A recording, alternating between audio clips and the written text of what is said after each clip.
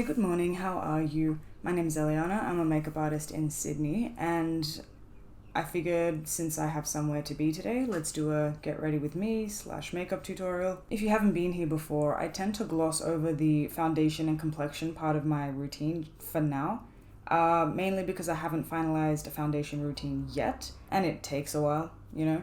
So I'm gonna do that again today, and I've got a foundation and complexion routine coming shortly. So stay tuned for that if that's what you would like to see. But for today, I'm going to skip right through into the rest of the makeup look. Okay, I'm back.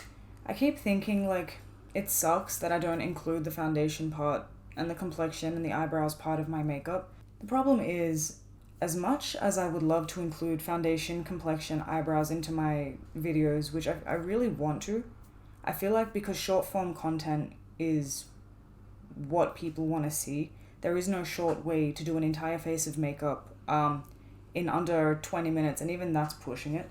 If people start getting interested in long-term content again, which is what I love watching, 40-minute videos of people just talking and doing their makeup while they're drinking coffee, when that starts happening again, because I know that things fluctuate, people's attention span fluctuates, I would like to do a full face of makeup in my videos because that's worth watching, right? Not just the eyes and then that's it. But I don't know, maybe I'll try that after I do my foundation routine. Just thoughts that I'm having while I'm silently doing my makeup.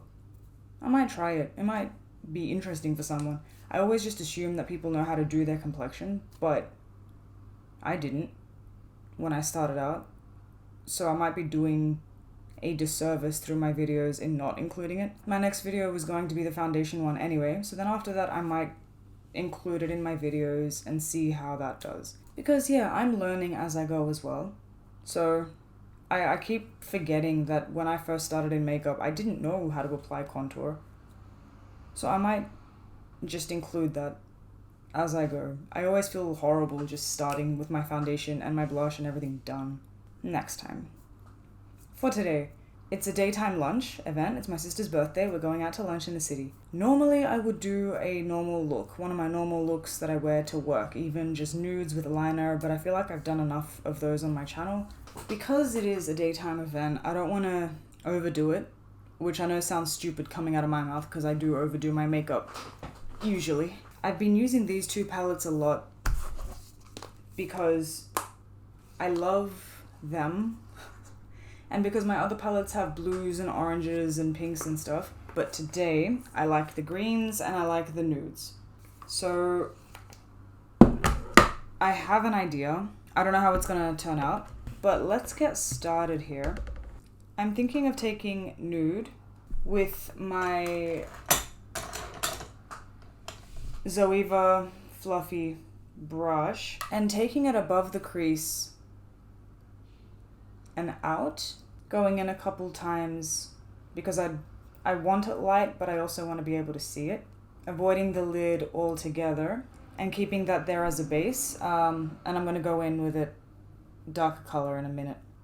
I'm not focusing this color in the crease. I'm focusing it above the crease, in the brow bone and out. I'm avoiding the crease with this color. I mean, it doesn't really matter if you get into it, but it's not a transition color. It's a placement. I'm going to use this brush. It's by Real Techniques. It's their angled brush. I usually use it to fill in my eyebrows. I didn't do that today. I didn't fill them in. I'm going to take Cupcake from the Gemini palette. This one here. With a couple light taps into that. And I'm going to line just above my crease, because again, if you're new here, I have a semi-hooded eye. When I open my eyes, you can't see any of the work that I've done. So where my crease is just above it, and taking it onto the brow bone, I'm going to outline the ball of the eye, outline the eyelid. And I'm not doing it in any neat way. I'm doing it just as a placement for now, and I will blend it in a minute. And I'm doing so with a light hand, going back in and picking up more product as I go, instead of applying it all and blending it out later. Do you see though, when I open my eye, it's gone. Okay, so I've applied a couple layers of that color there just to keep it a little dark. And I'm going to take my pencil brush. I live in the city, there are sirens everywhere, all day, every day.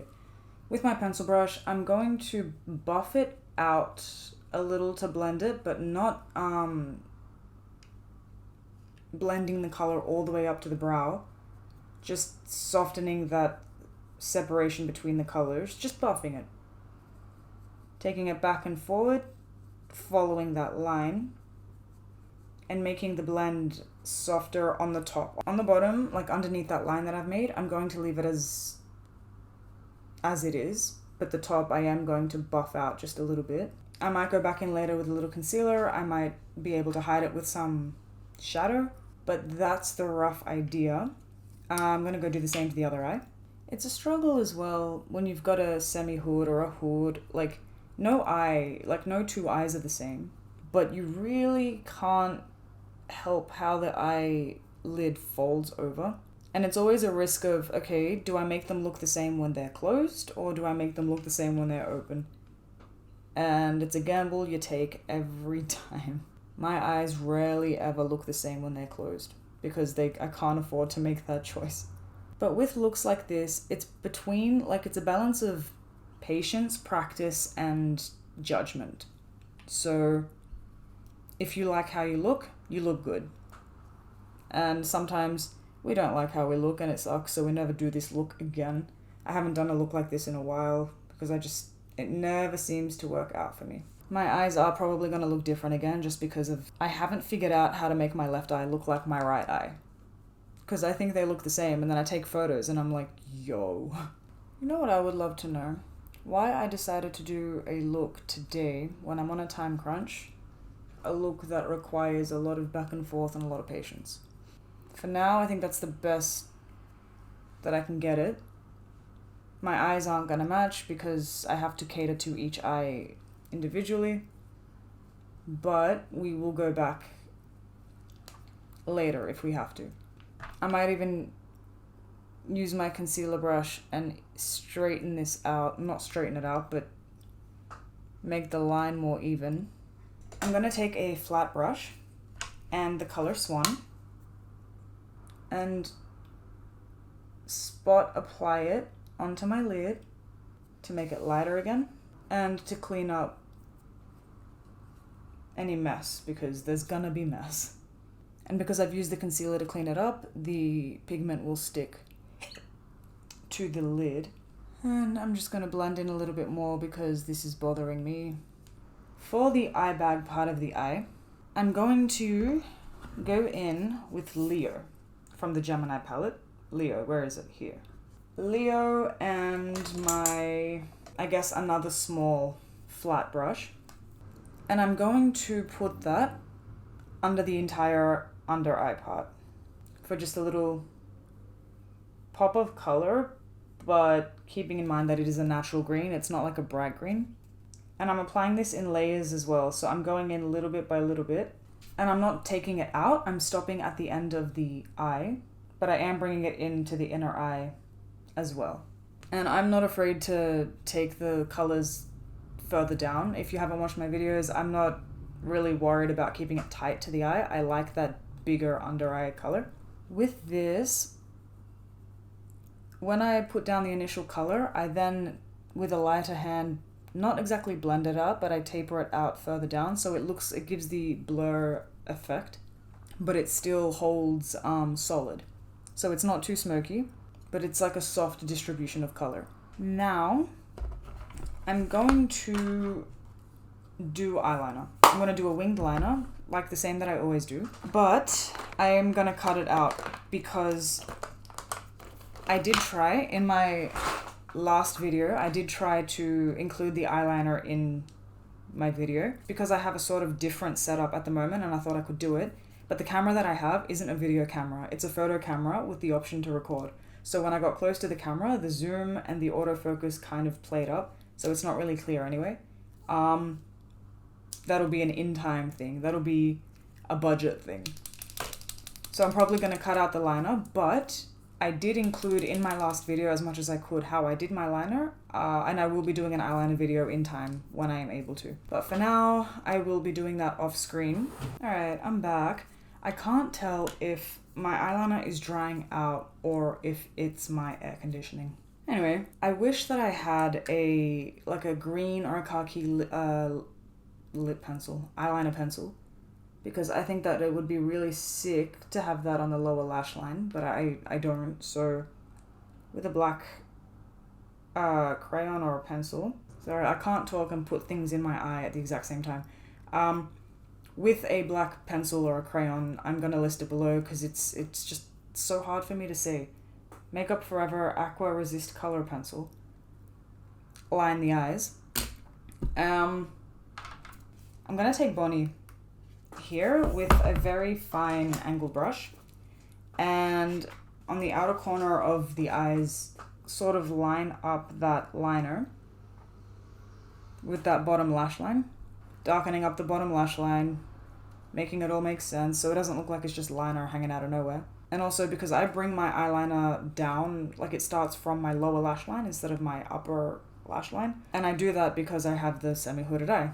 And also it's this particular eye shape, it's done from under the eye, and so this little detail brings everything together, and it just adds to the smoke and the darkness, which I love, and I usually add a lot of it. So blending that out with my pencil brush, just on that outside and back into the liner, because I do want to keep that green visible.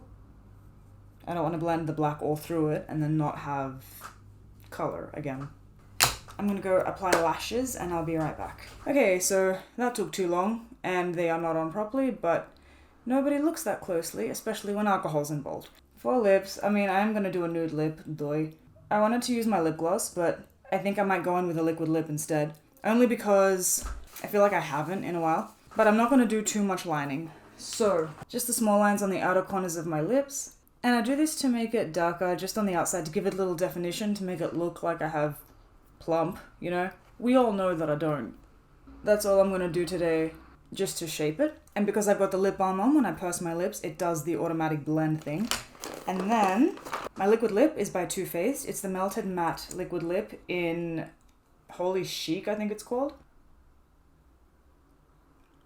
Okay, I don't know if it's just me, because I've tanned a little, but this looks pale. With liquid lips, nude ones especially, they're easy enough to apply, but if you fuck them up, like, it'll haunt you in all of your photos. But nudes tend to be more forgiving, we know this, so I'm doing this really quickly. My finalizing steps, the Charlotte Tilbury Airbrush Flawless Setting Spray. So, as you know, I go in with my Mercier Ultra Blur setting powder on top of my setting spray, just to make sure that nothing goes anywhere. We are in the summer and I don't like that gloss. But this is it. It doesn't look like too much, I don't think, on the monitor, but that touch of green with the dress that I'm wearing, it looks nice together. And plus, it's the same color as my eyes, so that always makes my eyes pop. And with my hair, I like greens. I don't know, I can't explain it. I love greens. So this is what I'm wearing today to a daytime event. No sparkles, not too much darkness, but darkness enough to feel comfortable in my own body. But this is the final look. I hope you enjoyed it and I hope you liked it. And if you'd like to see more, consider subscribing. I have more of this stuff coming and a foundation routine, so stay tuned for that. Until then, I wish you all the best and I will see you in the next video.